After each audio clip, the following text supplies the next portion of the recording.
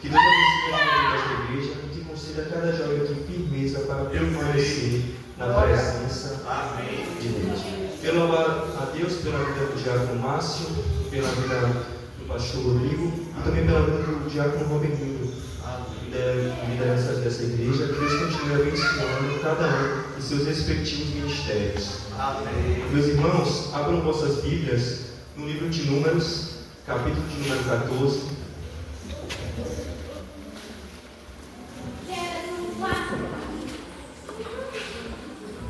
Números, capítulo de número 14, a partir do versículo de número 1. Glória!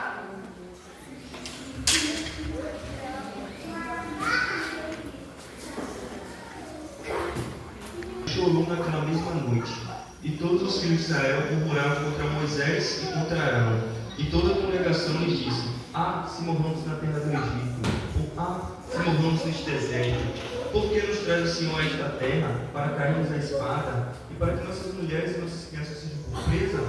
Não seria melhor voltarmos ao Egito? E dizemos aos outros: levantemos um capitão e voltemos ao Egito. Então Moisés e Arão caíram sobre os seus rostos perante todo o ajuntamento dos filhos de Israel, e Josué, filho de Nun, e Caleb, filho de Jefoné, os que espiaram a terra, rasgaram os seus vestidos, e falaram a toda a congregação dos filhos de Israel, dizendo: a terra pelo meio da qual passamos a espiar é terra muito boa. Se o Senhor se agradar de nós, então nos porá nesta terra, e não nos dará terra que emana leite e mel. Então somente não sejais rebeldes contra o Senhor, e não temais o povo desta terra, porquanto são eles nosso pão. Retirou deles o seu amparo, e o Senhor é conosco, e não os demais. Então disse a toda a congregação que os apedrejassem com pedras. Porém a glória do Senhor apareceu na beira da congregação a todos os filhos de Israel. Pode se aceitar, meus irmãos. Para a gente entender melhor Abraão, tudo começou quando Deus chamou Abraão. Abraão ainda não tinha um filho prometido, não possuía a terra que Deus lhe mostraria e não tinha nenhuma garantia visível. Mesmo assim, em Gênesis capítulo 12, versículo 1, Deus diz: sai de tua terra, porque eu farei de ti uma grande nação. E junto com esse chamado veio uma promessa. Abraão receberia uma terra, uma descendência, um povo separado. Abraão então encaminhou sem ver, confiou sem entender, e esperou anos apenas segurando uma palavra de Deus. O tempo passou, vieram Isaac, Jacó e mais posteriormente as 12 tribos de Israel. Mas ao invés da promessa acontecer rápido, como todos nós queremos, o povo foi parar no Egito. E aquilo que parecia promessa virou escravidão. Foram anos de dor, anos de corrente, anos que parecia que Deus tinha esquecido sua palavra. Mas eu gostaria de dizer para você nesta noite que promessa de Deus não morre no Egito. Então Deus levanta Moisés e através dele o mar vermelho se abre, o faraó cai e o povo sai do Egito carregando a promessa feita séculos antes para Abraão. E agora, em Números capítulo de número 13 e Números capítulo de número 14, eles estavam muito próximos. A terra prometida estava diante deles. Então, Deus pede para que Moisés escolha 12 espias, um de cada povo de Israel, para que fossem espiar a terra, toda a coisa que tinha na terra, as suas fortificações, o povo que ali habitava.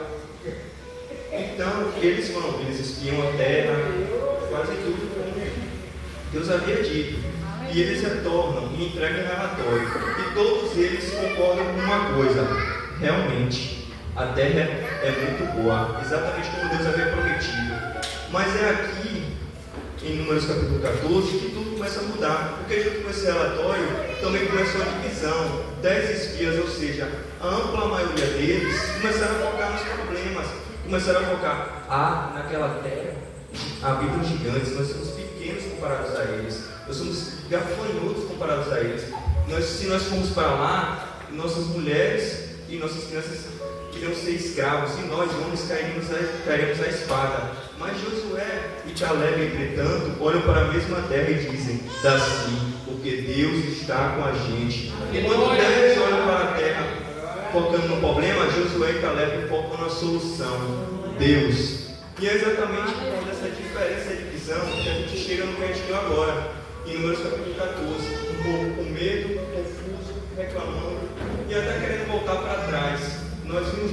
4, se você tiver com sua Bíblia aberta, você pode até ver, que nos diz assim: e diziam uns aos outros, levantemos o capitão e voltemos ao Egito. Ou seja, o medo deles era tão grande que eles preferiam voltar para o lugar ao qual eles haviam pedido para sair. E olha o peso disso: o povo preferia a escravidão conhecida do que a promessa que exigia a fé. E esse povo, eles tinham visto o mar meio abrir, o maná cair do céu, a água sair da rocha, viam milagres constantemente, mas mesmo vendo tudo isso, eles deixaram o medo falar mais alto do que a promessa. Mas no meio deles, Josué e Caleb se levantam e dizem: se Deus é conosco, nós vamos entrar na terra. Só que a multidão já estava contida, a multidão queria apedrejá-los. E aqui está a grande mensagem: a promessa que começou com Abraão quase foi abandonada por uma geração que perdeu a confiança em Deus. Eles queriam Canaã, eles queriam a terra prometida, mas eles não queriam atravessar os desafios até ela. Infelizmente, muita gente hoje faz igual, quer a promessa, quer o propósito, quer viver aquilo que Deus falou, mas desiste quando vê as dificuldades. Só que Deus, Ele nunca prometeu ausência de batalha, Ele prometeu presença no caminho. Abraão, ele creu sem ver. Já Israel, ele viu, mas não creu. E a pergunta da pregação é: você vai viver pela voz do medo ou pela voz da promessa? Aleluia! E o tema dessa mensagem é uma promessa, duas visões. E a primeira visão que aparece com a gente aqui hoje é a visão do medo. Porque o mesmo lugar que Josué e Caleb olharam com fé, outros 10 olhavam com medo. Porque o medo tem a capacidade de fazer o homem tirar os olhos de Deus. E esse sempre foi o grande problema do ser humano.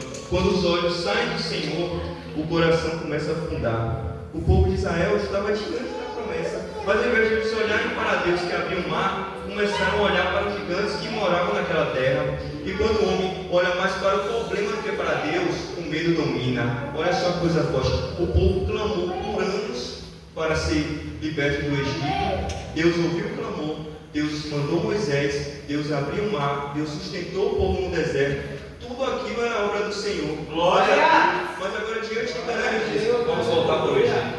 Ou seja, o medo fez eles esquecerem quem era Deus. Infelizmente, não é exatamente isso que acontece com muita gente hoje. Quando tudo vai bem, falamos das promessas, mas quando surgem as dificuldades, os gigantes, a tendência da nossa carne é duvidar da presença de Deus. Só que a grande questão desse texto nunca foi o tamanho dos inimigos. A questão sempre foi: quem é o Deus que estava e que vai estar com Israel?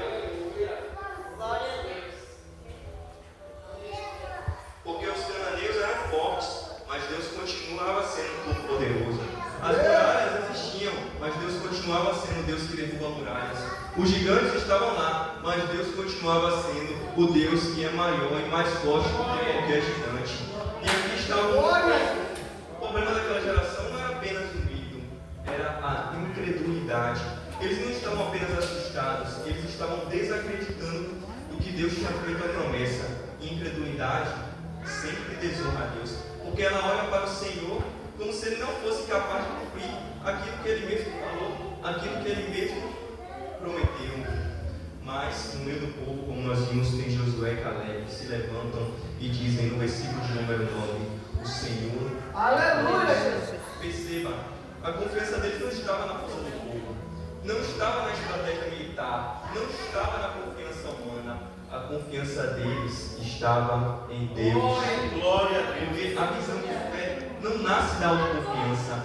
A visão de fé nasce da confiança no Senhor. E talvez esse seja um dos maiores erros de muita gente hoje: achar que fé é acreditar em si mesmo. Mas a fé bíblica nunca foi sobre acreditar na força humana. A fé bíblica é confiar plenamente em Deus. Porque o homem falha, o homem é limitado, o homem se cansa, mas Deus permanece fiel. Aleluia. A visão do medo faz a pessoa olhar para si e dizer: eu não consigo. Mas a visão de fé olha para Deus: o Senhor pode. Aleluia. E é por isso que o Evangelho é tão poderoso, porque ele não aponta para a capacidade do homem, ele aponta para a suficiência de Cristo. Aleluia. Aleluia. Até essa história, em Números capítulo 14,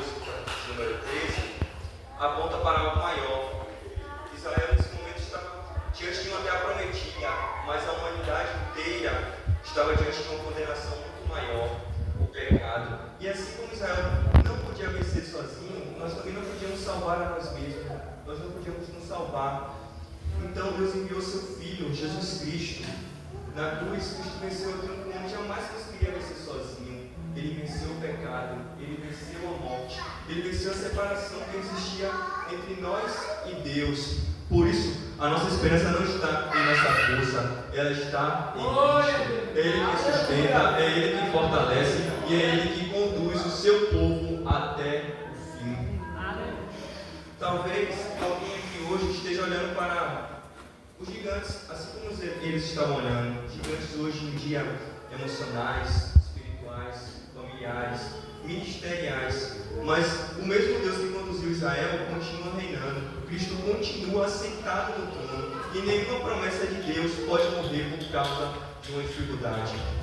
O medo fez Pedro afundar nas águas quando tira os olhos de Jesus. Mas a fé faz o homem permanecer firme quando mantém os olhos em Cristo. Por isso, a grande pergunta dessa noite não é qual é o tamanho do teu problema. A pergunta é para quem você está olhando. Porque existem duas visões diante da promessa. A visão do medo olha para os gigantes, mas a visão de fé olha para Cristo. E agora, a segunda visão que aparece para nós nesta noite é a visão de fé. Porque enquanto a multidão chorava, enquanto muitos falavam em voltar, enquanto o medo dominava o arraial, Josué e Caleb se levantam no meio do caos.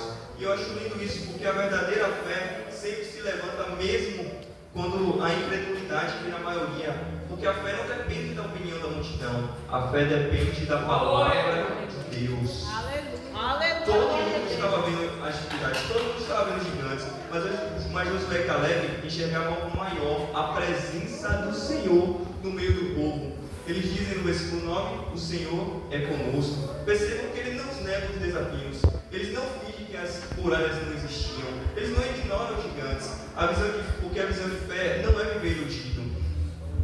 A visão de fé é entender que Deus continua soberano acima de qualquer realidade. Porque a fé, ela não diminui o tamanho da luta. A fé aumenta a percepção de quem Deus é. E talvez isso seja o que Deus queira gerar em nós hoje. Uma visão centrada nele. Porque muita gente pensa que fé é pensamento positivo. Mas fé bíblica é confiar no caráter de Deus. É olhar para o Senhor e entender. Se Ele prometeu, Ele continua fiel. Se Ele começou, Ele é poderoso para completar. Se Ele está comigo, eu não estou sozinho. A visão de fé não nasce das circunstâncias favoráveis. Ela nasce do conhecimento de Deus. Abraão ele teve a visão de fé porque conhecia o Deus que chamou. Moisés teve a visão de fé porque conhecia o Deus que abriu o mar. Josué e Caleb tiveram a visão de fé porque conheciam o Deus da promessa. Glória!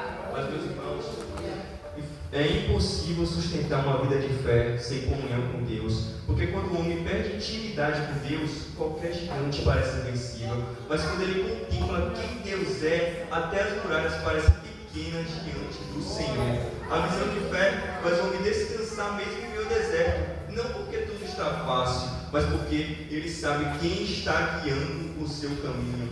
E nós podemos aprender algo muito poderoso aqui. Josué e Caleb não estavam sustentados pela força deles.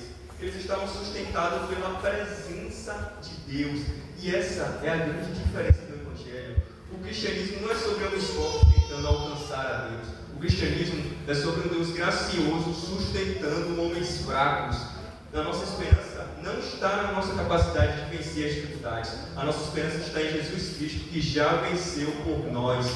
Cristo é o verdadeiro e melhor que Josué, porque Josué, mais posteriormente, ele assumiria a liderança e levaria o povo a conquistar a terra de Canaã, uma terra terrena, mas Jesus, ele nos conduz para uma herança eterna. Glória a Deus!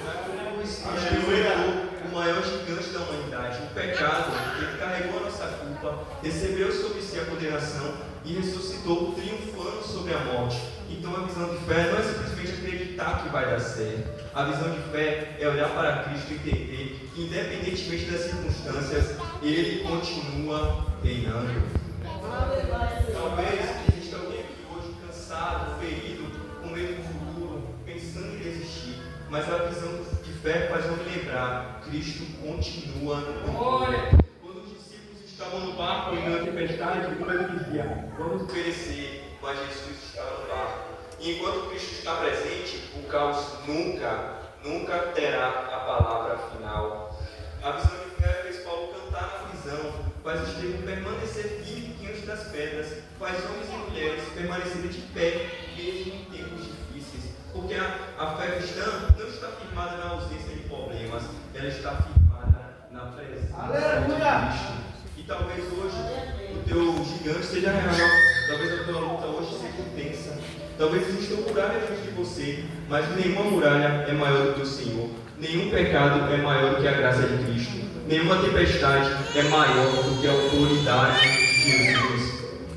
A visão de medo faz o homem retroceder, mas a visão de fé faz o homem continuar caminhando, mesmo chorando, porque sabe que Deus continua fiel. E sabe qual é a diferença mais forte entre essas duas visões? A visão do medo faz o homem esquecer de quem é Deus, mas a visão de fé faz o homem lembrar que Cristo continua suficiente. Verdade. Por isso a promessa continua de pé, não por causa do homem, mas porque Deus é fiel para cumprir Glória! Meus irmãos, depois de olhar para a visão do medo, para a visão de fé, eu quero falar sobre algo muito perigoso: a influência. Porque uma das coisas mais assustadoras em Números capítulo 14 é perceber como 10 homens conseguiram contaminar uma multidão inteira. Os 10 espias não voltaram negando a existência da promessa. Eles reconheciam que a terra era boa. O problema foi que eles exaltaram mais os gigantes, mais as dificuldades do que a fidelidade a Deus. E palavras movidas por incredulidade começaram a se espalhar pelo arraial. De repente, aquele povo que tinha visto diversos milagres, que tinha visto o mar vermelho se abrir, começaram a murmurar, começaram a chorar, começaram a duvidar, começaram a desejar voltar para o Egito. Aleluia! Porque a influência tem poder. E aqui aprendemos uma verdade espiritual muito séria. Quem não vigia as vozes que escuta pode acabar se afastando daquilo que Deus falou. A multidão preferiu ouvir 10 homens pessimistas do que confiar na palavra do Senhor. Infelizmente, hoje continua assim. Existem vozes que aproximam o homem de Deus e vozes que afastam. Existem pessoas que fortalecem a nossa fé, mas também existem pessoas que alimentam a incredulidade. Tem gente que quando fala gera esperança, mas tem gente que quando fala derrama desânimo, medo e confusão. E o problema é que o coração humano é facilmente influenciado. Por isso, a Bíblia mostra tantas vezes a importância de guardar o coração e permanecer firmado na verdade de Deus. Porque se o homem não estiver firmado no Senhor, ele será conduzido pela voz mais alta ao redor dele. E foi exatamente isso que aconteceu em Israel. A multidão foi influenciada pela incredulidade dos 10 espias. E perceba, a influência deles afastava o povo da confiança em Deus. Ou seja, toda influência que enfraquece sua fé em Deus é perigosa. Toda influência que te afasta de Cristo precisa ser confrontada. Toda influência que faz você duvidar da palavra de Deus é perigosa. Foi assim no Éden. A serpente planta uma dúvida no coração de Eva. Foi assim que Deus disse. O inimigo sempre tenta enfraquecer a sua confiança na palavra do Senhor. E é exatamente por isso que nós precisamos ter discernimento espiritual. Nem toda voz que parece lógica vem de Deus. Os 10 espias provavelmente não eram qualquer um. Como era só um por tribo, provavelmente eles haviam escolhido os melhores, os mais inteligentes, provavelmente os mais racionais, os mais lógicos. Mas a lógica deles estava desconectada da fé no Senhor. Porque quando Deus faz uma promessa, a última palavra não pertence às circunstâncias, pertence a Ele. Enquanto os 10 espias espalhavam medo, nós vimos que Josué e Caleb tentam conduzir o povo de volta para a confiança em Deus. E aqui também existe algo muito poderoso. A fé também influencia. Não só as coisas negativas que nos influenciam, não. Coisas positivas também nos influenciam. Uma vida cheia da presença de Deus influencia. Um crente firme influencia. Uma juventude apaixonada por Cristo influencia. O mundo está cheio de vozes que empurram as pessoas para longe de Deus, mas o Senhor continua levantando pessoas que apontam para Cristo. E a maior influência da nossa vida precisa ser Jesus, porque olhando para Jesus que o coração permanece firme. É permanecer na palavra que a mente não se corrompe, é viver em comunhão com Deus, que o homem não é levado por qualquer influência. Hoje existem muitos desses espias tentando influenciar essa geração, influências que não ao pecado, que zombam de santidade, que fazem o jovem acreditar que obedecer a Deus não vale a pena. Mas Deus continua procurando jovens como Josué e Caleb, jovens que permanecem firmes mesmo quando a maioria decide andar longe do Senhor, porque a multidão pode estar dominada pelo medo, mas Deus ainda honra aqueles que permanecem fiéis. E talvez hoje a pergunta hoje seja: quem tem influenciado o seu coração? Porque aquilo que domina seus ouvidos, cedo ou tarde, dominará as suas decisões. Se a voz principal da sua vida for medo, você vai retroceder. Mas se Cristo for o centro da sua vida, você continuará caminhando mesmo em meio às lutas. E no fim, somente quem permaneceu confiando no Senhor entrou na promessa. Porque a influência da incredulidade leva o homem para trás, mas a influência de Cristo conduz o homem para permanecer fiel até o fim. E trazendo isso para a nossa realidade hoje, eu acredito que essa mensagem fala muito com a nossa juventude de hoje. Porque muitos jovens estão vivendo exatamente esse conflito, uma promessa diante deles e duas visões dentro do coração. A verdade é que a juventude é uma fase de decisões sobre o futuro, sobre amizades, sobre relacionamentos, sobre propósito, sobre quem você vai se tornar diante de Deus. E no meio disso tudo, os justificantes emocionais e espirituais, a pressão, o medo, a ansiedade, a comparação, a necessidade de aprovação, o medo de fracassar, o medo de não ser suficiente. E sem perceber, muitos jovens começam a viver dominados pela visão do medo. Olham para si mesmos e dizem: eu não consigo, eu nunca vou mudar, eu nunca vou vencer esse pecado, eu nunca vou viver o meu chamado de Deus. Mas o Evangelho nunca foi sobre a capacidade do homem, o Evangelho é sobre a suficiência de Cristo. Porque quando Cristo chama alguém, Ele também sustenta essa pessoa no caminho. Talvez você olhe para a sua vida hoje e só enxergue limitações, mas Deus não olha para você da mesma forma. Quando Jesus chamou os discípulos, muitos deles eram prováveis, homens simples, limitados, falhos. Mas Cristo não escolhe pessoas prontas, Ele transforma as pessoas pela sua graça. E talvez exista um jovem aqui hoje que sente o chamado de Deus, mas o medo está tentando calar isso dentro do seu coração. O medo de tropeçar, o medo de não conseguir, o medo de errar, o medo de ser diferente. Mas toda vez que Deus chama alguém na Bíblia, o medo tenta aparecer primeiro. Foi assim com Moisés, foi assim com Gideão, foi assim com Jeremias. Só que Deus nunca chamou pessoas porque elas eram suficientes. Ele chamou porque a presença dele seria suficiente na vida delas. E sabe um dos maiores perigos dessa geração? A comparação. Hoje muitos jovens olham mais para a vida dos outros do que para Cristo.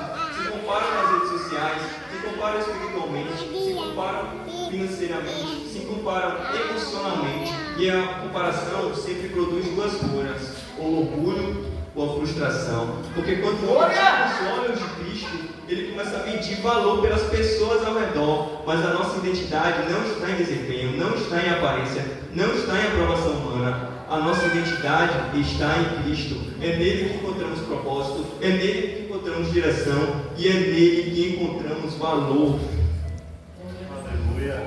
E eu acho forte que Josué e Caleb permaneceram firmes, mesmo sendo minoria, porque viver com Deus muitas vezes vai fazer você andar na contramão da multidão.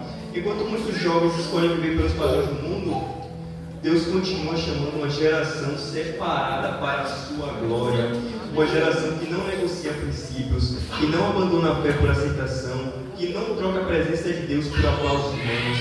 E talvez você esteja olhando para a mesma vida que as pessoas enxergam, mas a forma como você enxerga vai definir onde você chega. Tem gente olhando para o futuro com medo, mas Deus está procurando jovens que olhem para o futuro com fé.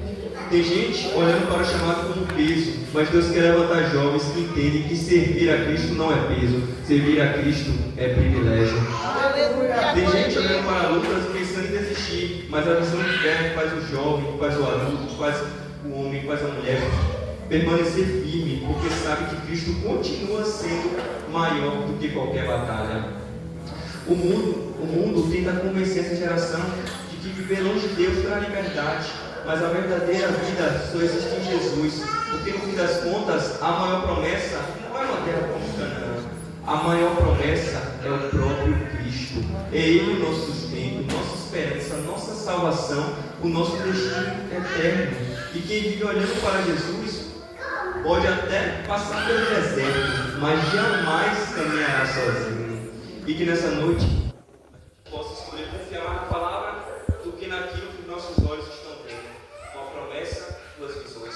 Qual delas foi enviada no seu coração? Deus abençoe a igreja e assim agradeço a oportunidade.